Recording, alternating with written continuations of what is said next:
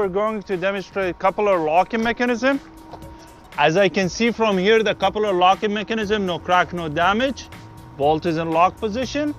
Release lever in lock position. There is no gap between upper plate and the fifth wheel.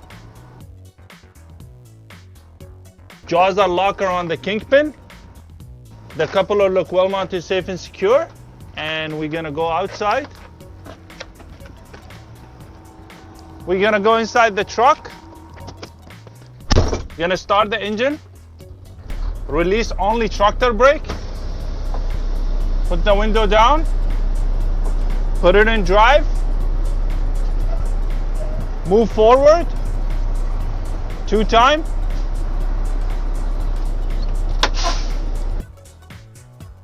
Gonna tell him the locking mechanism is safe and secure and the tug test is successful.